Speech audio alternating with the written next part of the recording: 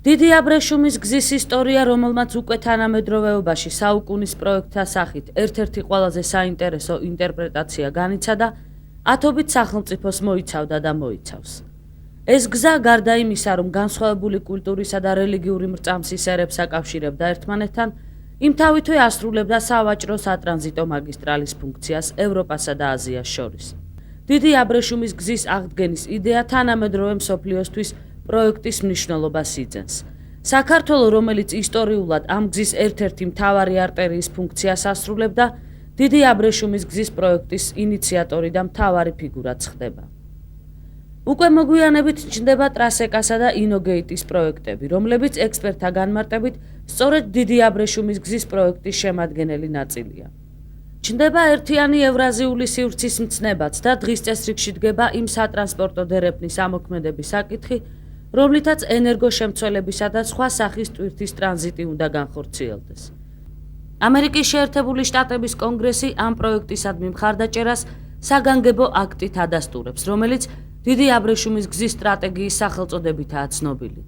აბრეშუმის გზის მხარდამჭერთა შორისაა იაპონია და ჩინეთი და ათობით სხვა სახელმწიფო, რომელიც აბრეშუმის გზის პროექტის ჩარჩოებში საკუთარი კეთილდღეობის პერსპექტივას აგებს და ხმამაღლა აღიარებს, რომ ახალი აბრეშუმის გზა მითიან ლეგენდა უკვე ნამდვილად აღარ არის. ახლა კი გვინდა გაგახსენოთ კიდევ ერთი წარმატება აბრეშუმის დიდ გზაზე, ანუ სტამბოლის ისტორიული სამიტი. როცა ბაქო-თბილისი-ჯეიჰანის პროექტი ოფიციალურად შევიდა ძალაში. ეს დღე და მოვლენა გასული საუკუნის ერთ-ერთ ყველაზე შთამბეჭდავ თარიღად იქცა.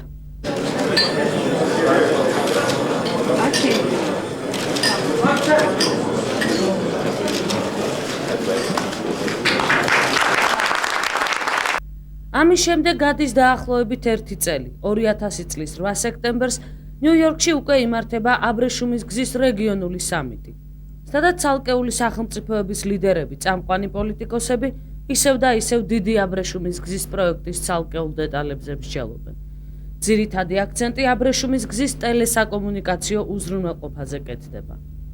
პროექტისადმი ამერიკის შეერთებული შტატების მთავრობის მხარდაჭერა მოვლენების განვითარება კიდევ უფრო დააჩქარა. დღეს კი უკვე ხშირად გვესმის ფრაზა საქართველოს ახალი გეოსტრატეგიული ფუნქცია. საქართველო ლიდერი კავკასიის რეგიონში. ქვეყნის პრეზიდენტი აცხადებს, რომ ამ ფუნქციის მოპოვება დამოუკიდებელი ქართული სახელმწიფოს მთავარი კოზირია. და მიუხედავად იმისა, რომ მსოფლიოს პოლიტიკურ და ფინანსურ სივრცეში საქართველოს დამკვიდრების პროცესი გრძელდება, ყველაზე დიდი წარმატება უკვე მიღწეულია. მსოფლიოში ყველაზე მასშტაბური და უძვირესი პროექტი.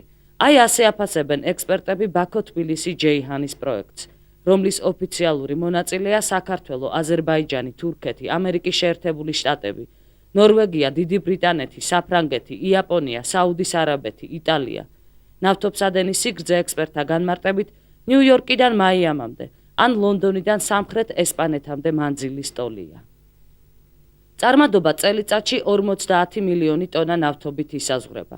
აზერბაიჯანში პროექტი 700-ზე მეტ, საქართველოში 200, თურქეთში 600 მდინარეს გადაკვეთს. პროექტის ღირებულება 2,9 მილიარდი ამერიკული დოლარია. მშენებლობის პიკზე ნავთობსადენი 10,000-ზე მეტ ადამიანს დაასაქმებს. ეს არის ზოგადი მონაცემები, რაც ბაქო-თბილისი-ჯეიჰანის ნავთობსადენის პროექტის მიმზიდველობას უსვამს ხაზს და რაც შეიძლება ითქვას უკვე ძალაშია. 17 სექტემბერს ბაქოში სტუმრობის პირველსავე დღეს ედუარდ შევარდნაძე პირისპირ ხვდება აზერბაიჯანისა და თურქეთის რესპუბლიკების პრეზიდენტებს, ასევე ამერიკის შეერთებული შტატების ენერგეტიკის მინისტრს. ბაქოს ისტორიული სამიტის გადაწყვეტილებები, ამის ინიციატორი ბატონი ჰეიდარ ალიევი გახდათ ამ სამიტის შეკრებისა, დიდი აბრეშუმის გზის ევროატლანტიკურ სივრცეში ინტეგრაციის შესახებ. ამ გზაზე პირველ გამარჯვებას ჩვენ ყველამ ერთად მაშინ მივაღწიეთ, როცა წყობაში ჩადგა ბაქო-სუფსის ადრეული ნავთობის მილსადენი, რომელიც დღემდე სრულიად შეუფერხებლად მუშაობს. ბაქო-სუფსის პროექტმა დაამტკიცა რა დასავლეთის მარშრუტის და კერძოდ საქართველოზე გამავალი მარშრუტის საიმედოობა და მომგებიანობა, გზა გაუკვალა ბაქო-თბილისი-ჯეიჰანის პროექტს. ჯერ კიდევ რამდენიმე წლის წინ ვიღაცას ეგონა, რომ აბრეშუმის დიდი გზის პროექტის ინიციატორი ქვეყნების ლიდერები მხოლოდ ქარის წისქვილებს ებრძოდნენ. ვიღაცას ეღიმებოდა კასპიის ნავთობის კოლოსალურ მარაგებზე. ვიღაცა თვლიდა, რომ მსოფლიოს სუპერგიგანტებს არ დააინტერესებდა ის, რაზეც შევარდნაძე დაახლოებით 12 წლის წინ საუბრობდა. უფრო მეტიც საქართველო ვერ შეიძენდა ფუნქციას, რომელიც ახალი გეოსტრატეგიული ფუნქციის სახელწოდებითაა ცნობილი. ვერც ერთი ქვეყანა ხელს ვერ შეუშლის. ვერც ერთი, იმიტომ რომ სოფლიოს უმრავლესი ქვეყნები ევროპის შატლით დაინტერესებული არიან ამ პროექტის რეალიზაციით, განხორციელებით. ბატონებო და ქალბატონებო, საუკუნის პროექტი, რომლის განხორციელება დღეს იწყება, ჩვენ შვილიშვილებს დარჩებათ მემკვიდრეობად. და მე ვამაყობ იმით, რომ ჩემი თაობა მათ ღირსეულ მემკვიდრეობას უტოვებთ. ჩვენ უკვე ვაჩვენეთ სოფლიოს, რომ გაერთიანებული ძალებით, შეთანხმებული მოქმედებებით, ურთიერთ მხარდაჭერით ლამის სასწაულის მოხდენა შეგვიძლია. მე ვისურვებდი, რომ მომავალ ჩვენ თანამშრომლობას ბევრი ასეთი სასწაული მოეხდინოს.